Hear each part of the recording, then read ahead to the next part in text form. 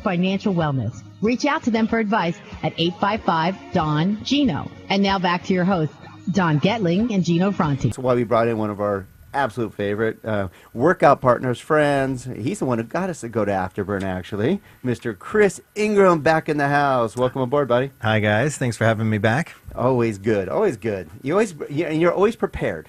You don't just come in and go, oh, let's just talk off the cuff because I'm really intelligent. You come prepared. There's a big difference. I mean, you could because you're that smart, but you always could prepare for our listeners to learn something. And today is great. This is really good information. Thank Half you. of it I read through. What's cool is we always learn something, Gino. We do. I mean, and that's actually what helps us be better at our jobs is that we get to listen to everybody that comes into our show every week, and we get to, one of the things that we're getting better at, and as years go by, you stop giving people advice and you just say, hey, I know someone you should talk to. Right. And that's, I think, what we've gotten really good at. And then so when I hear different things, we look at a lot of people's financial situations and say, hey, you really should talk to somebody else that really could help you better than what you're doing. We should put a yourself. group together of those people. Actually, what I'm talking about is we have done that after 4 years of interviewing the best of Santa Cruz. We're talking most of the professionals have, 10 to 30, 40 years experience. We're talking the best of the best, very accountable to everyone here in Santa Clarita and especially our show. And we put them together in one group called America's Professional Resource Group. It says it just like it is. It's a professional resource group. You can find out more at aprgi.com, aprgi.com.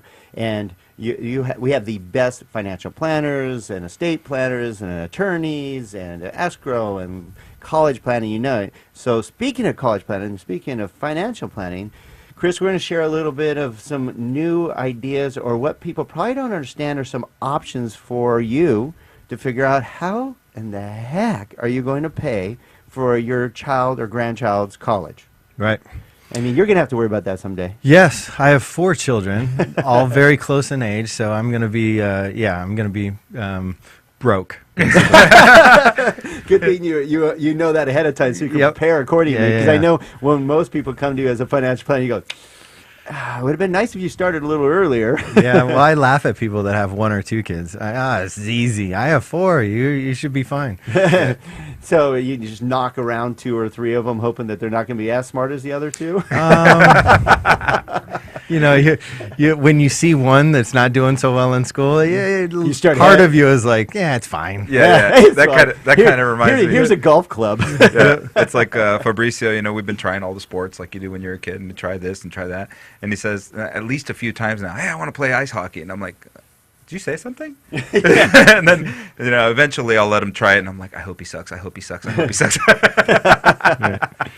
Well, my oldest dances competitively, and I keep asking around, what are the scholarships for dance? Why am I paying for all this dance? I mean, is it going to pay me back at some point? No doubt. You hope so, huh? Yeah.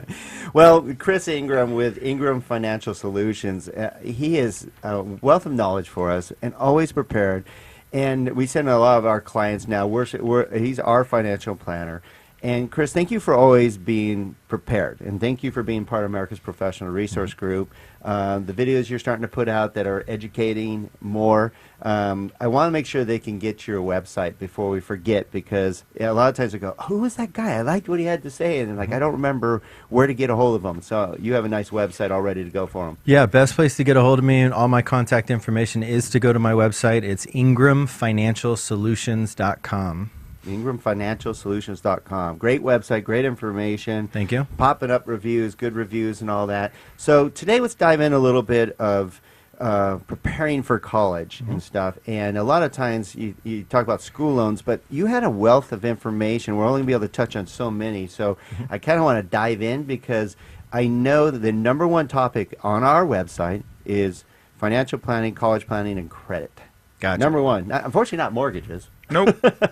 Even though that's what we do. But the most important things are those things, because right now, what I think is a college in the last 10 years gone up 1,100% in cost, something like that. If I'm not mistaken, it's the largest form of debt in the country right now. Everybody else wiped everything else out through bankruptcy, but when they changed the laws that you couldn't go bankrupt on your student loans, now you really got to save for it. Right. And I actually have a friend that's starting a student loan repossession business because it's just such a big industry right now. So much opportunity. No So doubt. They wouldn't give me one, so he's not going to call me at least. What do they do with student loan? Do you repossess your kid? Gino, don't start taking out student loans. So tell us, Chris, a little bit about, give us some basics. So if someone has no idea where to start, what are some things to consider? Well, the topic that comes up the most is a couple of different things. It's either in the beginning stages or the ending stages of planning for college education.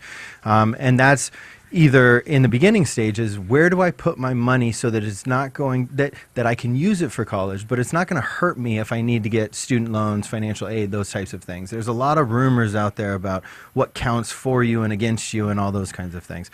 And then the other question in the latter stages is that clients will come to me and say, hey, we've saved money.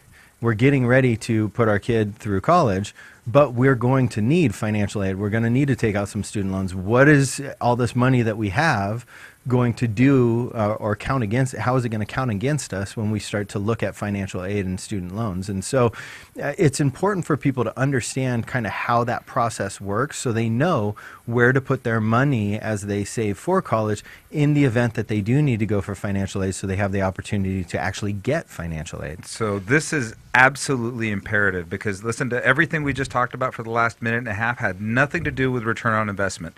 It all had to do with proper placement so that you can still achieve financial aid.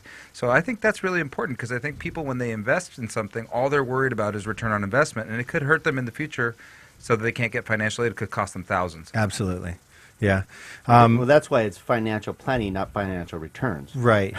Right. Yeah. I mean, if you're just looking for a rate of return, you can go to, any, cookie cutter investment in the world and hope to find the best performing. Yeah, That's not, a financial advisor is so much more than that. I mean, it's really looking at the big picture and understanding all of the variables, obstacles, and things that are going to derail you from your financial goals in the future, and make sure that we see those and eliminate those along the way so that you can get where you want to go. All right, so we're heading closer to our break and our final segment. So let's tee up a little bit why you don't want to leave, why you want to pay attention, why you want to tell your the grandparents to listen too.